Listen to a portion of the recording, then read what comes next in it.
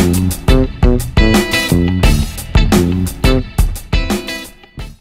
India Glitch viewers, this is Vinod Sukumaran. Basically I am an editor. At present I am coming up to my directorial venture, Haram. Please watch. Well, it's an interesting question. There are a lot of reasons basically in the personal life, apart from personal karyangal, and I had a lot of other commitment to finish the projects. പിന്നെ ഉണ്ടായിരുന്നെന്ന് വെച്ച് കഴിഞ്ഞാൽ എന്നെ Impress ചെയ്യുന്ന അല്ലെങ്കിൽ like എനിക്ക് ഇഷ്ടപ്പെട്ട ഒരു കഥ എൻ്റെ മനസ്സിലേക്ക് വന്നില്ല എന്നുള്ളതാണ് എൻ്റെ ഒരു റിയൽ ഫാക്ട്. പിന്നെ ഞാൻ അങ്ങനത്തുള്ള ഒരു അന്വേഷണത്തിലായിരുന്നു. ഏറെക്കുറെ ഒരു ഫീമെയിൽ ഓറിയൻറ്റഡ് ആയിട്ടുള്ള ഒരു സബ്ജക്റ്റ് ചെയ്യുക എന്നുള്ളതായിരുന്നു. ലൈക്ക് 2002 എനിക്ക് നാഷണൽ അവാർഡ് കിട്ടിയ ഷോർട്ട് ഫിലിമിൻ്റെ ഒരു സബ്ജക്റ്റ് എന്ന് വെച്ച് കഴിഞ്ഞാൽ വളരെ ഫീമെയിൽ ഓറിയൻറ്റഡ് ആയിട്ടുള്ള 3 ഫീമെയിൽസ് മാത്രമുള്ള ഒരു ഷോർട്ട് ഫിലിമായിരുന്നു. അപ്പോൾ അതിന് ശേഷം എന്ന് വെച്ച് കഴിഞ്ഞാൽ ഞാൻ വീണ്ടും ഒരു ഫീമെയിൽ ഓറിയൻറ്റഡ് ആയിട്ടുള്ള സബ്ജക്റ്റ് ആയിരുന്നു അന്വേഷിച്ചു കൊണ്ടിരുന്നത്, അല്ലെങ്കിൽ മീൻസ് ഞാൻ ഉണ്ടാക്കാൻ ശ്രമിച്ചു കൊണ്ടിരുന്നത്. അങ്ങനത്തുള്ള ഒരു സബ്ജക്റ്റ് എനിക്ക് സ്ട്രൈക്കിംഗ് ആയിട്ടുള്ള സബ്ജക്റ്റ് വന്നില്ല എന്നുള്ളതാണ് ഒരു സത്യം. പിന്നെ അതിൽ നിന്നാണ് കുറേയൊക്കെ പിന്നെ ഡെഫിനറ്റ്ലി കാലഘട്ടം മാറി, സിനിമയുടെ ടേസ്റ്റ് മാറി, സിനിമ ഇൻഡസ്ട്രിയുടെ രീതികൾ മാറി. അപ്പം അങ്ങനെ വന്നപ്പോൾ ഞാൻ വിചാരിച്ചതെന്ന് വെച്ച് കഴിഞ്ഞാൽ കുറേ കൂടി ഒരു multi layer style of story ടെല്ലിങ്ങിനുള്ള സാധ്യതയാണ് പിന്നെ അന്വേഷിച്ചു പോയത്. അങ്ങനെ വന്നിട്ടുള്ളൊരു അന്വേഷണത്തിലാണ് ഇപ്പോൾ ഹരം എന്നുള്ള ഫിലിം എത്തി നിൽക്കുന്നത്, which is also A multi layer story telling with ensemble casting. അതിനകത്ത് എനിക്ക് റോൾ മോഡലായിട്ടുള്ള 2-3 സിനിമകളിൽ ഒന്നാണ് അമറോസ് പെറസ് എന്ന് പറയുന്ന സിനിമ. അത് എന്നെ ഒരുപാട് സ്വാധീനിച്ചിട്ടുണ്ട് in terms of writing the script, in terms of making the plot in A particular style. ആ രീതിയിലെല്ലാം സ്വാധീനിച്ചിട്ടുണ്ട്. അപ്പോൾ ഡെഫിനറ്റ്ലി എൻ്റെ ഒരു വെയിറ്റിംഗ് അല്ലെങ്കിൽ ഇത്രയും കാലത്തുള്ളൊരു ഗ്യാപ്പ് ഒരു നഷ്ടമായിട്ട് എനിക്ക് തോന്നുന്നില്ല. കാരണം മേ ബി ഞാൻ നേരത്തെ ചെയ്തിരുന്നെങ്കിൽ ഒരു പക്ഷേ ഇങ്ങനത്തുള്ളൊരു ഫോമിലായിരിക്കില്ല ഉണ്ടാവുക. അപ്പോൾ അത് ആ ഒരു രീതിയിൽ ഞാനിതിനെ കാണുന്നത് ഒരു പോസിറ്റീവായിട്ടാണ് കാണുന്നത്. I could come out with a different film എന്നുള്ളൊരു തോന്നൽ ഇപ്പോൾ എനിക്കുണ്ട്. In FTI, I specialized in editing, but from that point I realized editing is not my what you call professional field എന്ന് ഞാൻ മനസ്സിലാക്കിക്കൊണ്ട് തന്നെയാണ് എഡിറ്റിങ്ങിലേക്ക് അല്ലെങ്കിൽ കൂടുതൽ പ്രോജക്റ്റുകളിലേക്ക് അപ്രോച്ച് ചെയ്ത് അല്ലെങ്കിൽ കൂടുതൽ പേരുടെ കൂടെ വർക്ക് ചെയ്തത്. അതിനൊരു കാരണം എന്ന് വെച്ച് കഴിഞ്ഞാൽ ഇൻസ്റ്റിറ്റ്യൂട്ടിൽ നിന്നുള്ള എൻ്റെ ഒരു റിയലൈസേഷൻ എന്ന് പറഞ്ഞാൽ എഡിറ്റിംഗ് ആണ് സിനിമയുടെ ഒരു ഗ്രാമർ നിശ്ചയിക്കുന്നതിൻ്റെ ഒരു പ്രധാനപ്പെട്ട ഒരു സംഭവം. അത് എന്ന് മാത്രമല്ല, കാരണം ഞാൻ സിനിമ എന്ന് പറയുന്ന സംഭവം ഒരു ആർട്ട് അല്ലെങ്കിൽ film as an art form നമ്മൾ നോക്കുകയാണെങ്കിൽ അതൊരു ഗ്രോയിങ് ആർട്ട് ഫോമാണ്. അതായത് ഫ്രം ഐഡിയ ടു സ്ക്രീൻ അതിന് ഒരുപാട് ഗ്രോത്ത് ഉണ്ട്. ആ ഗ്രോത്തിൽ ഏറ്റവും നന്നായിട്ട് സഹായിക്കുന്ന ഒരു സ്റ്റേജ് എന്ന് പറയുന്നത് എഡിറ്റിംഗ് ആണ്. അപ്പോൾ ആ എഡിറ്റിംഗ് ആണ് പലപ്പോഴും സിനിമകളെ മാറ്റിമറിക്കുന്നത്. അല്ലെങ്കിൽ ഒരാളുടെ മനസ്സിലുണ്ടാകുന്ന ഐഡിയയെ എത്രത്തോളം നിസ്സാരമായ ഐഡിയകളാണെങ്കിലും ശരി അതിനെ വളരെ സംഭവബഹുലമായിട്ടൊരു സംഭവമാക്കി തീർക്കുന്നത് എഡിറ്റിങ്ങിന് വളരെ പരമപ്രധാനമായ സ്ഥാനമുണ്ടെന്ന് മനസ്സിലാക്കലാണ് ഞാൻ കുറെ കൂടി എഡിറ്റിങ്ങിന് ഇഷ്ടപ്പെട്ടതും. എന്നാൽ അതേ സമയത്ത് ഇതേ ബേസ് വെച്ചുകൊണ്ട് തന്നെ ഈ പറഞ്ഞ സംവിധാനം എന്ന് പറയുന്ന വേറൊരു മേഖലയെ അപ്രോച്ച് ചെയ്യാൻ എന്നെ പ്രേരിപ്പിച്ചതും. 2 വ്യത്യാസങ്ങളാണ് എൻ്റെ പേഴ്സണലി എനിക്ക് തോന്നിയിട്ടുള്ളത്. ഒന്ന്, ഡയറക്ടർക്ക് അത്യന്തം അല്ലെങ്കിൽ അവശ്യമായി വേണ്ട ഒരു സംഭവം എന്ന് വെച്ചാൽ സെൻസ് ഓഫ് വിഷ്വലൈസേഷനാണ്. കാരണം സെൻസ് ഓഫ് വിഷ്വലൈസേഷനാണ് ഫിസിക്കലി അല്ലെങ്കിൽ മെൻ്റലി അയാളിനെ പ്രാക്ടിക്കലി മുൻപന്തിയിൽ നിർത്തുന്ന ഒരു ഘടകം. കാരണം എങ്ങനെ കാണണം, എന്തിലൂടെ കാണണം എന്നുള്ള അതല്ലെങ്കിൽ അദ്ദേഹത്തിൻ്റെ കാഴ്ചപ്പാടാണ് ജനങ്ങളെ അദ്ദേഹം ക്രിയേറ്റ് ചെയ്യുന്ന വിഷ്വൽസിലൂടെ കാണുന്നത്. അപ്പോൾ അങ്ങനത്തുള്ളൊരു പ്രീ കൺസീവ്ഡ് തോട്ട്സിൽ മാത്രം ഫോം ചെയ്യുന്ന വിഷ്വലൈസേഷൻ ഉണ്ടാക്കുക എന്ന് പറയുന്നതാണ് പ്രധാനമായിട്ടും ഒരു ഡയറക്ടർക്ക് വേണ്ട ഒരു ക്വാളിറ്റി എന്ന് ഞാൻ ഇന്നും വിശ്വസിക്കുന്നുണ്ട്. പക്ഷേ അതേ സമയത്ത് എഡിറ്ററുടെ ഒരു കോൺസെപ്റ്റ് ഓഫ് അപ്രോച്ച് എന്ന് വെച്ച് കഴിഞ്ഞാൽ അദ്ദേഹത്തിൻ്റെ വിഷ്വലൈസേഷൻ ടെക്നിക്കോ വിഷ്വലൈസേഷൻ്റെ ഒരു ഗ്രാൻഡിയർ മനസ്സിലാക്കിക്കൊണ്ടോ അല്ല. How to apply the sense of emotion എന്നുള്ളതാണ് ഒരു മെറ്റീരിയലിന്, അല്ലെങ്കിൽ നമുക്ക് കിട്ടുന്ന റഷസ് കിട്ടുമ്പോൾ നമ്മൾ അപ്രോച്ച് ചെയ്യുന്ന ഒരു ഘടകം എന്ന് എനിക്ക് തോന്നിയിട്ടുണ്ട്. കാരണം ഡയറക്ടർ ഒരു സെൻസ് ഓഫ് വിഷ്വലൈസേഷനാണ് ഡയറക്ടർക്ക് വേണ്ട പ്രധാനപ്പെട്ട കാര്യമെങ്കിൽ, ഒരു സെൻസ് ഓഫ് എമോഷനാണ് എഡിറ്റർക്ക് വേണ്ടിയിട്ടുള്ള പരമപ്രധാനമായ കാര്യം എന്ന് എനിക്ക് പലപ്പോഴും തോന്നിയിട്ടുണ്ട്. കാരണം എന്ന് വെച്ച് കഴിഞ്ഞാൽ ഓഡിയൻസ് കാണുന്നതിന് ഒരു രസച്ചരട് ക്രിയേറ്റ് ചെയ്യുക എന്ന് പറയുന്നതാണ് എഡിറ്ററുടെ പ്രധാനമായ ഡ്യൂട്ടി.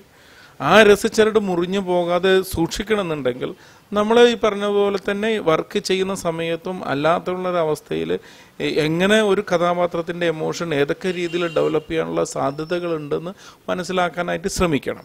പിന്നെ ഡെഫിനറ്റ്ലി ഈ ഒരു സംഭവം എന്ന് വെച്ച് കഴിഞ്ഞാൽ ഇപ്പോൾ ലൈക്ക് എഡിറ്റിംഗ് എന്ന് പറയുന്നത് വെച്ച് കഴിഞ്ഞാൽ സിനിമയെ സംബന്ധിച്ചിടത്തോളം തന്നെ ഒരു ഹിഡൻ ആർട്ടാണ്.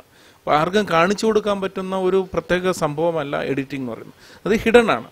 മേ ബി സിനിമയിൽ മാത്രമേ അങ്ങനെ ഹിഡൻ ആയിട്ടുള്ള ഒരു ആർട്ട് ഉള്ളൂ. ബാക്കി എല്ലാ കാര്യങ്ങളും പിന്നെ എഡിറ്റിംഗ് എന്ന് പറയുന്ന ഒരു ഘടകമാണ് സിനിമയിൽ മറ്റൊരു കലകളിൽ നിന്നും ബന്ധപ്പെടാതെ നിൽക്കുന്ന ഒരു ഒരു ഒരു ഐ മീൻ ഘടകം എന്ന് വേണമെങ്കിൽ പറയാം. അതായത് സിനിമയിൽ നമ്മൾ മറ്റ് പല ആർട്ട് ഫോമിൽ നിന്നും കടം കൊള്ളുന്ന കാര്യങ്ങളാണ് നമ്മൾ വേറൊരു തരത്തിൽ അടുക്കി പെറുക്കി വെക്കുകയാണ് ചെയ്യുന്നത്.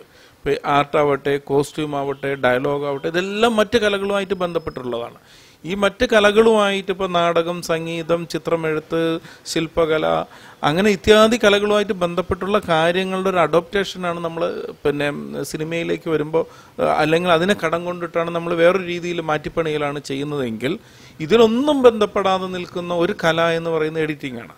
അവിടെ ഞാൻ വിശ്വസിക്കുന്നത് വെച്ചാൽ എഡിറ്റിങ്ങിന് അത്രയും ഒരു പ്യൂരിറ്റി ഉണ്ട്. അതുകൊണ്ട് തന്നെയാണ് ഞാൻ വിശ്വസിക്കുന്നത് editing is an art form എന്ന് പറയുന്നത്.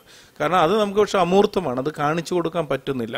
എന്താണ് നിങ്ങളുടെ എഡിറ്റിംഗ് എന്നൊരു സിനിമ കണ്ടുകൊണ്ടിരിക്കുമ്പോൾ നമുക്ക് പറയാൻ പറ്റില്ല, അത് അനുഭവിക്കാൻ മാത്രം പറ്റുന്നുള്ളൂ. കാരണം അതുകൊണ്ടാണ് കൈൻഡ് ഓഫ് ഒരു പോയട്രിയുടെ ഒരു ഫീലാണുള്ളത്. നമുക്കത് ഫീൽ ചെയ്യാനേ പറ്റുള്ളൂ, അത് നമുക്ക് കാണിച്ചു കൊടുക്കാൻ പറ്റില്ല. ആ ഫീൽ എന്താണെന്നുള്ളത് കാണിച്ചു കൊടുക്കാൻ പറ്റില്ല. അത് അനുഭവിക്കുന്നവർക്ക് മാത്രമേ ആസ്വദിക്കാൻ പറ്റുന്ന ഒരു സംഭവമാണ് എഡിറ്റിംഗ്. അപ്പോൾ അത്തരം ഈ രണ്ട് മേഖലകളിലും പരിപൂർണമായിട്ടുള്ള, അല്ലെങ്കിൽ എൻ്റേതായിട്ടുള്ള രീതിയിലൊരു പരിപൂർണമായ തിരിച്ചറിവിൽ നിന്നാണ് ഇത് രണ്ടും കൂടി നല്ല രീതിയിൽ സമ്മേളിപ്പിക്കുകയാണെങ്കിൽ, സമ്മിശ്രണം ചെയ്യുകയാണെന്നുണ്ടെങ്കിൽ വേറൊരു തരത്തിലുള്ള ഒരു ഫോം ഓഫ്, അല്ലെങ്കിൽ വേറൊരു തരത്തിലുള്ള ഒരു സിനിമകൾ ഉണ്ടാക്കാൻ പറ്റുന്നുള്ള ഒരു തിരിച്ചറിവിലാണ് ഞാൻ ഈ സിനിമയെ ശ്രമിച്ചിട്ടുള്ളത്. ഐ മീൻ ഏറെക്കുറെയൊക്കെ വിജയിച്ചിട്ടുണ്ടെന്നാണ് ഞാൻ വിശ്വസിക്കുന്നത്. സിനിമ എന്ന് പറയുന്നത് ഒരു ഗ്രോയിങ് ആർട്ടാണ്. നമ്മൾ അതിനെ ഒരു സ്റ്റേജിലും ടിൽ സ്ക്രീൻ നമ്മൾ ഒരു സ്റ്റേജിലും അതിനെ ബ്ലോക്ക് ചെയ്യരുത്, ആ ഗ്രോത്തിനെ ബ്ലോക്ക് ചെയ്യരുതെന്ന് ഉറച്ചു വിശ്വസിക്കുന്ന ഒരാളാണ്. അത് ഏത് കാര്യത്തിലാണെങ്കിലും ശരി, ലൈക്ക് വിഷ്വലൈസേഷൻ്റെ കാര്യത്തിലാണെങ്കിലും ശരി, നമ്മൾ ഒരു ഷോട്ട് കൊണ്ട് മാത്രം അതിനെ നിർത്തരുത്. നിങ്ങൾ പ്രത്യേക കാര്യത്തെ ഉദ്ദേശിക്കുന്നത്, നിങ്ങൾക്ക് അതിനുള്ളൊരു വേറൊരു ചോയ്സ് കിട്ടുകയാണ്, വേറൊരു ആംഗിളിലും കൂടി ഇത് കവർ ചെയ്യാൻ നിങ്ങൾ തോന്നിപ്പിക്കണം, നിങ്ങൾ കവർ ചെയ്യണം എന്ന് ഉറച്ചു വിശ്വസിക്കുന്ന ഒരാളാണ് ഞാൻ. കാരണം എന്ന് വെച്ച് കഴിഞ്ഞാൽ ഒന്നും നമുക്ക് ഈ പറഞ്ഞതുപോലെ തന്നെ ആ ഒരു ഐഡിയ ഗ്രോ ചെയ്യാനായിട്ട് നമ്മൾ അനുവദിക്കണം. ഒരു ആർട്ടിസ്റ്റ് ചെയ്യേണ്ടതെന്ന് വെച്ച് കഴിഞ്ഞാൽ അതിൻ്റെ സാധ്യതകളെ പ്രയോജനപ്പെടുത്തുകയാണ്, അല്ലാതെ അതിൻ്റെ സാധ്യതകളെ ബ്ലോക്ക് ചെയ്യുകയല്ല വേണ്ടത്. അപ്പോൾ അത് ഈവൻ ഡയറക്ടർ ആയിക്കോട്ടെ അല്ലെങ്കിൽ എഡിറ്റർ ആയിക്കോട്ടെ, പ്രത്യേകിച്ച് സിനിമയുടെ കാര്യത്തിൽ പറയുകയാണെങ്കിൽ ദ ഡിക്റ്റേറ്റർഷിപ്പ് എന്ന് പറയുന്ന ആൾ ഡയറക്ടറാണ്. ആ ഡയറക്ടർ മറ്റുള്ള എല്ലാ കലാകാരന്മാരും, ഇപ്പോൾ ലൈക്ക് സിനിമാറ്റോഗ്രാഫർ ആയാലും ശരി, എഡിറ്റർ ആയാലും ശരി, സൗണ്ട് റെക്കോർഡിസ്റ്റ്, അവരുടെ സാധ്യതകളെ നമ്മൾ മാക്സിമം യൂട്ടിലൈസ് ചെയ്യാനുള്ള ഒരു വഴി തുറന്നു കൊടുക്കുകയാണ് ചെയ്യേണ്ടത്. അതിന് പകരം ഞാൻ ഇന്നതാണ് കാണുന്നത് വെച്ചാൽ അവരെ ബ്ലോക്ക് ചെയ്യാൻ ശ്രമിച്ചു കഴിഞ്ഞാൽ സിനിമയുടെ കല എന്നുള്ള ആ ഗ്രോത്ത്, അല്ലെങ്കിൽ ആർട്ട് ഫോം എന്നുള്ള ആ ഗ്രോത്ത് അവിടെ സ്റ്റോപ്പ് ചെയ്യപ്പെടും. ഇപ്പോൾ നിങ്ങൾ നേരത്തെ പറഞ്ഞതുപോലെ ഇപ്പോൾ ലൈക്ക് ഒരു എഡിറ്റർ ഡയറക്ടർ ആകുന്ന സമയത്ത് നമ്മൾ പ്രീ കൺസീവ്ഡ് തോട്ട് വെച്ചിട്ട് പിന്നെ സെറ്റിൽ വെച്ചിട്ട് എനിക്കത് മതി, ഈ ഷോട്ട് കഴിഞ്ഞാൽ ആ ഷോട്ട് എന്ന് പരിപൂർണമായി ഞാൻ വിശ്വസിക്കുന്നില്ല. കാരണം എന്ന് വെച്ച് കഴിഞ്ഞാൽ നമുക്ക് ആ സമയത്ത് നിൽക്കുന്ന സമയത്ത് അതായിരിക്കും ദ ബെസ്റ്റ് എന്ന് തോന്നുന്നത്. പിന്നെ ഒരു അവസരത്തിൽ നമ്മൾ എഡിറ്റിംഗ് ടേബിളിൽ വന്ന് നമുക്ക് തോന്നും, അയ്യോ ആ ഷോട്ട് കൂടി ഉണ്ടായിരുന്നെങ്കിൽ എന്ന് പലപ്പോഴും തോന്നിപ്പോയിട്ടുണ്ട്. അപ്പോൾ എന്ന് വെച്ച് കഴിഞ്ഞാൽ പിന്നെ വെച്ച് കഴിഞ്ഞാൽ മൾട്ടിപ്പിൾ, നമുക്ക് എത്രത്തോളം കൂടുതൽ ഫുട്ടേജ് കിട്ടുന്നു അത്രത്തോളം നമ്മളുടെ സാധ്യതകൾ എസ് എൻ എഡിറ്റർ എന്നുള്ള രീതിയിൽ പ്രയോഗിക്കാനുള്ള സാധ്യതകൾ കൂടുതലാണ്. ഇപ്പോൾ ലൈക്ക് എവിടെയാണ് നമ്മൾ സിനിമയിൽ എഡിറ്റിംഗ് തുടങ്ങുന്നത് ഫ്രം ദ സ്ക്രിപ്റ്റിംഗ് സ്റ്റേജിൽ എഡിറ്റിംഗ് തുടങ്ങുന്നുണ്ട്. കാരണം ഒരു റൈറ്റർ എഴുതുന്ന സമയത്ത് അയാൾ ഒരു സീൻ കഴിഞ്ഞിട്ട് വേറൊരു സീനിലേക്ക് ചിലപ്പോൾ അയാൾ ബ്രാക്കറ്റിൽ എഴുതി വരികയും കട്ട് നെക്സ്റ്റ് സീൻ എന്ന് പറഞ്ഞിട്ട് എഴുതി വെച്ചിട്ടുണ്ടാവും. അപ്പോൾ ആ കട്ട് എന്നുള്ള പ്രയോഗം വരെ റൈറ്റർ ഉപയോഗിക്കുകയാണ്. അപ്പോൾ ഫ്രം റൈറ്റിങ്ങിൽ മുതൽ ഈ ഒരു എഡിറ്റിംഗ് എന്ന് പറയുന്ന കോൺസെപ്റ്റ് വർക്ക് ചെയ്യുന്നുണ്ട്. അത് വായിച്ചിട്ട് ഫോളോ ചെയ്യുന്ന ഒരു ഡയറക്ടർ വീണ്ടും അതേ പോയിന്റ് എത്തുമ്പോൾ അയാൾ കട്ടെന്ന് പറയേണ്ട അവസ്ഥ വരികയാണ്. പക്ഷെ ആക്ച്വലി അങ്ങനെയല്ല ഉണ്ടാവേണ്ടത്. ആ സ്ക്രിപ്റ്റ് അയാളുടേതായ രീതിയിൽ വിഷ്വലൈസ് ചെയ്യാൻ ശ്രമിക്കണം. അങ്ങനെ വന്നു കഴിഞ്ഞാൽ എഡിറ്റർ എന്നുള്ള രീതിയിൽ അല്ലെങ്കിൽ എഡിറ്റിംഗ് ഒരു ആർട്ട് ഫോം ആണെന്ന് വിശ്വസിച്ചുകൊണ്ട് ഈ സിനിമ അപ്രോച്ച് ചെയ്ത് കഴിഞ്ഞാൽ നല്ല എഡിറ്റിംഗ് അല്ലെങ്കിൽ എഡിറ്റഡ് ഫിലിം ഉണ്ടാവുകയുള്ളൂ. കാരണം അതിന് പകരം നമ്മൾ വളരെ ലിമിറ്റഡ് ഷോട്ട്സുകളാണ് ഒരു എഡിറ്റർക്ക് കൊടുക്കുന്നതെങ്കിൽ വലിയ സാധ്യതകളൊന്നും പ്രയോഗിക്കാനുള്ള സ്ഥാനമില്ല. പിന്നെ അത് എത്ര വലിയ എഡിറ്ററാണെങ്കിലും ശരി, പ്രായോഗിക ബുദ്ധിയുള്ള എഡിറ്ററാണെങ്കിലും ശരി, ക്രിയേറ്റീവ് ബുദ്ധിയുള്ള എഡിറ്ററാണെങ്കിലും ശരി, ലിമിറ്റഡ് സോഴ്സ് വെച്ചിട്ട് ഒന്നും ചെയ്യാൻ പറ്റില്ല. എഡിറ്റിംഗ് റൂം എന്ന് പറയുന്നത് അങ്ങനത്തുള്ള ഒരു ക്രിയേറ്റീവ് സ്പേസ് ആണെന്ന് ഉറച്ച് വിശ്വസിക്കുന്നുണ്ട്. അതുകൊണ്ട് തന്നെയാണ് അത് ഇരുട്ട് റൂമിലിരുന്നിട്ട് ആരും കാണാതെ അറിയാതെ ചെയ്യുന്ന ഒരു സംഭവമായിട്ട്. കാരണം നമ്മളുടെ പുറകിൽ തന്നെ ഒരാളുണ്ടെങ്കിൽ നമ്മളത് അലോസരപ്പെടുത്തും.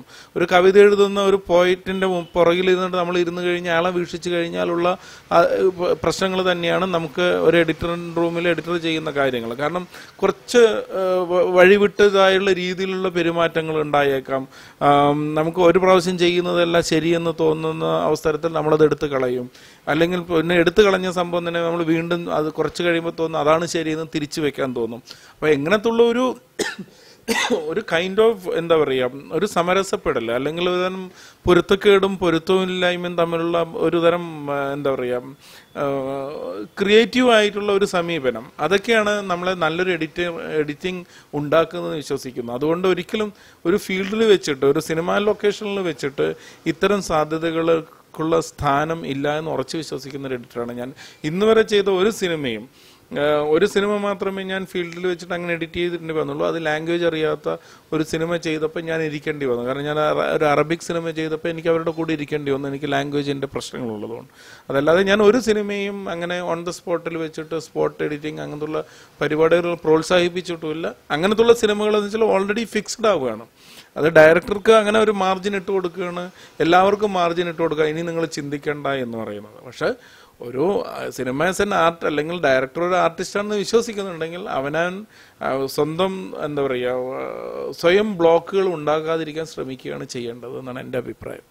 ഞാൻ സ്കൂൾ ഓഫ് ഡ്രാമയിൽ പഠിക്കുന്ന ആ സമയം മുതൽ തന്നെ ഈ പറഞ്ഞ ഒരു വളരെ ക്രിയേറ്റീവായിട്ടുള്ള തോട്ട് പ്രോസസ്സിലൂടെ കടന്നുപോയിക്കൊണ്ടിരിക്കുന്ന ഒരാളാണ് ഞാൻ, സ്വയം വിശ്വസിക്കുന്ന ഒരാളാണ്. കാരണം അതിനുള്ള നിരവധി ഉദാഹരണങ്ങളുണ്ട്, നിരവധി വർക്കുകൾ ചെയ്തിട്ടുള്ള അനുഭവങ്ങളുമുണ്ട്. അതിൽ നിന്ന് ഞാൻ മനസ്സിലാക്കിയിട്ടുള്ള ഒരു കാര്യം എന്ന് വെച്ച് കഴിഞ്ഞാൽ, ഏത് ഫീൽഡിലാണോ നമുക്ക് ക്രിയേറ്റീവായിട്ട് അല്ലെങ്കിൽ ഒരാൾക്ക് ക്രിയേറ്റീവായിട്ടുള്ള സ്പാർക്കുകൾക്ക് അല്ലെങ്കിൽ അവനക്കുണ്ടാകുന്ന ക്രിയേറ്റീവ് സ്പാർക്കുകളെ പ്രയോജനപ്പെടുത്താൻ പറ്റുക, ആ ഫീൽഡിലേക്ക് നമ്മൾ മാറിക്കൊണ്ടിരിക്കണം എന്ന് വിശ്വസിക്കുന്ന ഒരു കലാകാരനാണ് ഞാൻ. നമ്മളിപ്പോൾ അതായത് അപ്പോഴേ നമുക്ക് കൂടുതൽ ക്രിയാത്മകമായിട്ടുള്ള സൃഷ്ടികൾ ഉണ്ടാക്കാൻ പറ്റുള്ളൂ എന്ന് ഞാൻ വിശ്വസിക്കുന്നുണ്ട്. അങ്ങനത്തുള്ള ഒരു വിശ്വാസത്തിൻ്റെ അടിസ്ഥാനത്തിലാണ് സ്വാഭാവികമായിട്ട് ഞാൻ സ്കൂൾ ഓഫ് ഡ്രാമയിൽ വന്നില്ല. ഞാനൊരു പെയിൻറ്റർ ആവുമായിരുന്നു, BFAക്ക് ഇപ്പോൾ ചേരണമെന്ന് ആഗ്രഹിച്ച ഒരാളാണ് ഞാൻ. പിന്നെ സ്വാഭാവികമായും എന്നെ ഏറ്റവും കൂടുതൽ സ്വാധീനിച്ചിട്ടുള്ള സംഭവങ്ങൾ ചിത്രകലയും ശില്പകലയും നിറങ്ങളും കളറുകളും അതുമായി ബന്ധപ്പെട്ടിട്ടുള്ള ഒരു ലോകമാണ്. അപ്പം അത് ഏറെക്കുറെ അതുമായിട്ട് അടുത്ത് നിൽക്കുന്നു. പിന്നെ അതിൻ്റെ ഫ്ലെക്സിബിലിറ്റി, രണ്ട് ആർട്ടുകൾക്കും നമ്മളുടെ ഫ്ലെക്സിബിലിറ്റി, നമ്മളുടെ കൂടെ കുറച്ചുകൂടി ഇൻറ്റൻസിഫൈഡ് ആയിട്ട് ആളുകൾക്ക് കാര്യങ്ങൾ പറഞ്ഞു കൊടുക്കാൻ പറ്റുന്ന ഒരു ഫ്ലെക്സിബിലിറ്റി സിനിമയ്ക്കുണ്ട്. അത് അതിൻ്റേതായിട്ടുള്ള ഒരുപാട് ഫിസിക്കൽ ആസ്പെക്റ്റുകൾ അങ്ങനെ ആയതുകൊണ്ടാണ്. അത് which is not possible in theatre. പിന്നെ ഒരു തിയേറ്ററിൻ്റെ ഒരു അനദർ ഇഷ്യൂ എന്ന് വെച്ച് കഴിഞ്ഞാൽ, തിയേറ്റർ എന്ന് വെച്ചാൽ ഒരു സംഘകലയാണ്. It's an ensemble art. ഒരുപാട് ആളുകൾ, ഒരു കൂട്ടം ആളുകൾ ഒരുമിച്ച് ചിന്തിച്ചിട്ട് ഒരുമിച്ച് എനർജി യൂട്ടിലൈസ് ചെയ്ത് കഴിഞ്ഞാൽ മാത്രം ഉണ്ടാകുന്ന ഒരു ആർട്ട് ഫോമാണ് പിന്നെ നാടകം എന്ന് പറയുന്നത്. സിനിമ കുറെ കൂടി നമുക്ക് നമ്മളുടേതായ രീതിയിലുള്ള സംഭവങ്ങൾ ചെയ്യാൻ നമ്മൾ ഒറ്റപ്പെട്ട് നിന്ന് കഴിഞ്ഞാൽ അതിന് സാധ്യതയുണ്ടെന്ന് വീണ്ടും വീണ്ടും തെളിയിച്ചുകൊണ്ടിരിക്കുന്ന ഒരു കലയാണ് സിനിമ. ഇപ്പം ഞാനൊരു എൻ്റെ ആദ്യത്തെ സിനിമ സംവിധാനം ചെയ്തപ്പോൾ പോലും ഞാൻ മനസ്സിലാക്കിയിട്ടുള്ള എൻ്റെ ഒരുപാട് പോരായ്മകളും ക്ലാരിറ്റി കുറവുമുണ്ട് ഇൻ ടേംസ് ഓഫ് സിനിമ തന്നെ. അപ്പോൾ ഞാൻ പലപ്പോഴും വിശ്വസിക്കുന്നു ഓരോ സിനിമയും ഡിഫറെൻ്റ് ആണ്. അതുകൊണ്ട് എൻ്റെ തന്നെ ഒരു മിസ്റ്റേക്ക് ഞാൻ മനസ്സിലാക്കിയെന്ന് വെച്ച് കഴിഞ്ഞാൽ, ഞാൻ പല സിനിമകളിലും കണ്ടുകൊണ്ടിട്ടോ അതിനെ ആരാധിച്ചു കൊണ്ടിട്ടോ ആണ് ഞാൻ എൻ്റെ സിനിമ ഉണ്ടാക്കുന്നതെങ്കിൽ അവിടെ തെറ്റുപറ്റുമെന്ന് ഞാൻ മനസ്സിലാക്കി ഈ പ്രോജക്റ്റിൽ. കാരണം എൻ്റെ സിനിമ എന്ന് പറയുന്നത് അതൊരു പുതിയ സൃഷ്ടിയാണെന്നും പുതിയ തരം ഫ്രെയിമിങ്ങും ആണെന്നും ഞാൻ ആദ്യമേ അംഗീകരിച്ചു കഴിഞ്ഞാൽ മാത്രമേ പറ്റുള്ളൂ. അതല്ലെങ്കിൽ നമുക്ക് ഈ പറഞ്ഞ ചില കൺഫ്യൂഷനുകൾ ജീവിതത്തിലും അല്ലെങ്കിൽ സിനിമാ മേഖലയിലും ഉണ്ടാവും എന്ന് ഉറച്ചു വിശ്വസിക്കുന്ന ഒരാളാണ്. അതാണ്. പിന്നെ എന്ന് വെച്ച് കഴിഞ്ഞാൽ ഓരോ കലയും ലൈക്ക് ശ്യാമപ്രസാദിന് ഞാൻ ഏറ്റവും കൂടുതൽ വർക്ക് ചെയ്തിട്ടുള്ള ആസ് എൻ എഡിറ്റർ എന്നുള്ള രീതിയിൽ വർക്ക് ചെയ്തിട്ടുള്ള ഒരു ഡയറക്ടറാണ് ശ്യാമപ്രസാദ്. അദ്ദേഹത്തിൻ്റെ കൂടെ വർക്ക് ചെയ്യുമ്പോൾ ഉണ്ടായിരുന്ന എൻ്റെ ഒരു കംഫർട്ടബിലിറ്റി എന്ന് പറഞ്ഞു കഴിഞ്ഞാൽ, അദ്ദേഹം വളരെ ഇതേപോലെ ഞാൻ നേരത്തെ പറഞ്ഞ പോലെ എന്നെ ഉറച്ചു വിശ്വസിക്കുന്ന ഒരാളാണ്. എഡിറ്റിംഗ് ഒരു കലയാണെന്ന് ഉറച്ചു വിശ്വസിക്കുന്ന ആളായതുകൊണ്ടും എഡിറ്ററുടെ സാധ്യതകളെ പരാജയപ്പെടുത്തുന്ന ഒരു തരത്തിലുള്ള സമീപനവും അദ്ദേഹത്തിൻ്റെ ഭാഗത്തുനിന്നും ഉണ്ടാവില്ല. കംപ്ലീറ്റ്ലി നമുക്കായിട്ട് നമ്മളുടേതായിട്ടുള്ള ഒരു ഫോം ക്രിയേറ്റ് ചെയ്യാനായിട്ട് ഫിലിം വിട്ടുതരും. കാരണം എല്ലാ സിനിമകളും എഡിറ്റ് ചെയ്തിരിക്കുന്നത് ഞാൻ ഒറ്റയ്ക്ക് ഇരുന്നിട്ട് എൻ്റേതായിട്ടുള്ള ഒരു വേർഷൻ ഉണ്ടാക്കിക്കൊണ്ട് കാണിച്ചു കൊടുക്കുകയാണ് ചെയ്യുന്നത്. കാരണം അയാൾ ഉറച്ചു വിശ്വസിക്കുന്നുണ്ട് വേറൊരാളുടെ പെർസ്പെക്റ്റീവിൽ ഈ കഥ കാണുമ്പോൾ ചിലപ്പോൾ എന്നെക്കാളും നന്നായിട്ടിരിക്കുമെന്നുള്ളൊരു തോന്നൽ കൊണ്ടായിരിക്കും അങ്ങനെ ചെയ്യുന്നത്, വിച്ച് ഈസ് ആക്ച്വലി ട്രൂ. കാരണം നമ്മൾ വേറൊരാളുടെ ഒരു കാഴ്ചപ്പാടിൽ ഈ കാര്യങ്ങളെ കാണുന്ന സമയത്ത് ചിലപ്പോൾ നമ്മളുടേതായ പെറ്റിസങ്ങളിലും അല്ലെങ്കിൽ മറികടന്നുകൊണ്ട് വേറൊരു കാഴ്ചപ്പാടിൽ ചിലപ്പോൾ കുറെ കൂടി മനോഹരമായി തോന്നാൻ കാര്യങ്ങൾ അത് അംഗീകരിക്കുന്നിടത്താണ് ഒരു കലാകാരൻ അല്ലെങ്കിൽ അങ്ങനെ അംഗീകരിക്കലാണ് ഒരു കലാകാരൻ ചെയ്യേണ്ടതെന്ന് ഞാൻ വിശ്വസിക്കുന്നുണ്ട്. എൻ്റെ ഈ സിനിമ ഹരം എന്നുള്ള സിനിമ ഇത് ഇന്നത്തെ പ്രസന്റ് സിറ്റുവേഷനിൽ ജീവിച്ചു കൊണ്ടിരിക്കുന്ന കാമുകന്മാരുടെയും കപ്പിൾസിൻ്റെയും ഭാര്യ ഭർത്താക്കന്മാരുടെയും എൻ്റെയും നിങ്ങളുടെയൊക്കെ ജീവിതത്തിലുണ്ടാകുന്ന കൊച്ചു കൊച്ചു സന്ദർഭങ്ങളെ വേറൊരു കാഴ്ചപ്പാടിലൂടെ നോക്കിക്കാണാൻ ശ്രമിക്കുകയാണ് ഇതിൽ ചെയ്തിരിക്കുന്നത്. അപ്പോൾ ഇന്നത്തുള്ള കാലഘട്ടത്തിൽ നമ്മൾ ഏറ്റവും കൂടുതൽ കൺഫ്യൂസ്ഡ് ആവുന്ന ഒരു അവസ്ഥ എന്ന് വെച്ചാൽ ഒരു കൈൻഡ് ഓഫ് എ ക്രൈസിസ് എല്ലാവരും അനുഭവിക്കുന്ന ചില kind of N identity crisis, അതായത് ഒരാളെ മനസ്സിലാക്കാൻ പറ്റുന്നില്ല എന്നുള്ള ഒരു അവസ്ഥയുണ്ട്. ഈ അവസ്ഥ എന്തുകൊണ്ട് ജനറേറ്റ് ചെയ്യപ്പെടുന്നു, എന്തുകൊണ്ടാണ് മനുഷ്യന് ഇത്രത്തോളം കമ്മ്യൂണിക്കേഷൻ ടൂൾസ് ഉണ്ടായിട്ടും ഇന്നത്തെ ഒരു ലോകത്തിൽ ഒരു ഭാര്യ ഭർത്താവും തമ്മിൽ പരസ്പരം മനസ്സിലാക്കാൻ പറ്റാതിരിക്കുന്ന, ഒരു കാമുകന്മാർ തമ്മിൽ പരസ്പരം മനസ്സിലാക്കാൻ പറ്റാതിരിക്കുന്നത്, അല്ലെങ്കിൽ എന്തുകൊണ്ടാണ് സുഹൃത്തുക്കൾ തമ്മിൽ മനസ്സിലാക്കാൻ പറ്റാതിരിക്കുന്നത് എന്നുള്ളൊരു വിഷമാവസ്ഥയുണ്ട്. ആ വിഷമാവസ്ഥയെ ചർച്ച ചെയ്യുകയാണ് ഈ സിനിമയിലൂടെ ചെയ്യുന്നത്. ഒരുപക്ഷെ ഞാൻ ഒന്ന് രണ്ട് പേര് മുൻനിരയിൽ നിൽക്കുന്ന നായക നടന്മാരെ ഈ സിനിമയുടെ കഥയുമായിട്ട്, കഥ എന്നതിനേക്കാളും പറയുന്നതിനേക്കാളും ഈ സിനിമയുടെ ആശയവുമായിട്ട് ഞാൻ സമീപിച്ചിരുന്നു. വെറും 2 വരി വാചകത്തിൽ എഴുതിയിട്ടുള്ള ആശയവുമായിട്ട് ഞാൻ സംസാരിച്ചിരുന്നു. അപ്പോൾ അതിൽ ഏറ്റവും നല്ല കുറച്ചുകൂടി സ്പാർക്കിംഗ് തോട്ട് തന്നിട്ടുള്ള ഒരു ആക്ടർ എന്ന് പറയുന്നത് ഫഹദ് തന്നെയാണ്. അതിനകത്ത് നിസ്സംശയം പറയാം, അദ്ദേഹത്തിൻ്റെ ഇത്തരത്തിലുള്ള ഒരു കാഴ്ചപ്പാട്, പ്രത്യേകിച്ചും ഒരു ആശയത്തിൽ ഒരു സിനിമ അടങ്ങിയിരിക്കുന്നുണ്ട് എന്നുള്ള ആ ഒരു തോട്ട് തന്നെയാണ് എന്നെ മുന്നോട്ട് പോകാൻ പ്രേരിപ്പിച്ചത്. കാരണം ഞാൻ ഒരു വലിയൊരു കഥ എഴുതിയിട്ട് ആ കഥ വായിച്ച് കേൾപ്പിക്കുകയോ ആ കഥ പറഞ്ഞ് മതിമറപ്പിക്കുകയോ ഒന്നും അല്ല ചെയ്തത്. കാരണം ഇങ്ങനെ ഒരു ആശയമുണ്ട്, ഇങ്ങനെ ഒരു ഐഡിയ ഉണ്ട്, ആ ഐഡിയയ്ക്ക് സാധ്യതയുണ്ട് എന്ന് പറഞ്ഞു കഴിഞ്ഞപ്പോൾ ആ സാധ്യത മനസ്സിലാക്കിക്കൊണ്ട് എന്നെ പ്രോത്സാഹിപ്പിച്ചിട്ട് സ്ക്രിപ്റ്റ് എഴുതാൻ പ്രേരിപ്പിച്ചിട്ടുള്ള ഒരാളാണ് ഫഹദ്. അതുകൊണ്ട് ഏറെക്കുറെ എന്നല്ല, ഒരു മുഴുവൻ രീതിയിലും ഈ കഥാപാത്രമായിട്ട് മാറാനായിട്ട് ഫഹദിന് പറ്റിയെന്നുള്ളതാണ് അതിൻ്റെ ഒരു ഗുണം. കാരണം ഒരുപാട് കാര്യങ്ങളിൽ ഫഹദ് എനിക്ക് കോൺട്രിബ്യൂഷൻ തന്നിട്ടുണ്ട്. ഇതിൻ്റെ ഏത് സ്പേസിൽ ഈ സിനിമ നടക്കണം, ഏത് സ്പേസിൽ ഇത് നടത്താതിരിക്കാം എന്നൊക്കെയുള്ള ഒരുപാട് ചർച്ചകൾ ഉണ്ടായപ്പോഴും ഞാൻ മനസ്സിലാക്കിയിട്ടുണ്ട് കൈൻഡ് ഓഫ് നല്ല രീതിയിലൊരു അണ്ടർസ്റ്റാൻഡിങ് ഈ പ്ലോട്ടിനെ കുറിച്ചിട്ടും ഈ ഐഡിയയെ കുറിച്ചും ഉണ്ടായി എന്നുള്ളത്. അത് എന്നും ഞാൻ എപ്പോഴും വിശ്വസിക്കുന്ന എല്ലാ നടന്മാരും അങ്ങനെ തന്നെ ആയിരിക്കണം എന്ന് വിശ്വസിക്കുന്ന ഒരാളാണ്. കാരണം ആഫ്റ്റർ ഓൾ അവരൊരു വലിയൊരു നാടകീയമായ മുഹൂർത്തങ്ങളുള്ള ഒരു സിറ്റുവേഷനേക്കാളും അപ്പുറം ആ കഥയുടെ ക്രക്സാണ് ഉൾക്കൊള്ളുന്നത്. ആ കഥയുടെ ക്രക്സ് ഉൾക്കൊണ്ടു കഴിഞ്ഞാൽ മാത്രമേ ആ കഥാപാത്രത്തിന് പരിപൂർണതയിലേക്ക് എത്തിക്കാൻ പറ്റുള്ളൂ എന്ന് ഞാൻ വിശ്വസിക്കുന്നു. അപ്പം അത്തരമൊരു വിശ്വാസം ഫഹദിനുണ്ടായത് കൊണ്ടാണ് ഈ കഥ വെറും ഒരു 2 വരി ആശയം ഞാൻ ആയിട്ട് അപ്രോച്ച് ചെയ്തപ്പോൾ സ്വീകരിക്കാനുള്ളൊരു കാരണം അതായിരുന്നു. ഹരം എന്നുള്ള സിനിമ ഏത് തരത്തിൽ നോക്കുകയാണെങ്കിലും നിങ്ങളുടെ ജീവിതത്തിൽ നടന്ന കഥയാണ്, എൻ്റെ ജീവിതത്തിൽ നടന്ന കഥയാണ്, ഇനി വേറൊരാളുടെയും ജീവിതത്തിൽ നടക്കാൻ പോകുന്ന കഥയാണ്. അതുകൊണ്ട് ഈ കഥ ഒരു തരത്തിലും മിസ് ചെയ്യരുത്. ഹരം നിങ്ങൾ തിയേറ്ററിൽ പോയി വാച്ച് ചെയ്യണം, എൻജോയ് ദ ഫിലിം. ആൻഡ് എന്ത് തരത്തിലുള്ള അഭിപ്രായങ്ങളാണെങ്കിലും എൻ്റെ അടുത്ത് ഷെയർ ചെയ്യാനും മറക്കരുത്. Good bye.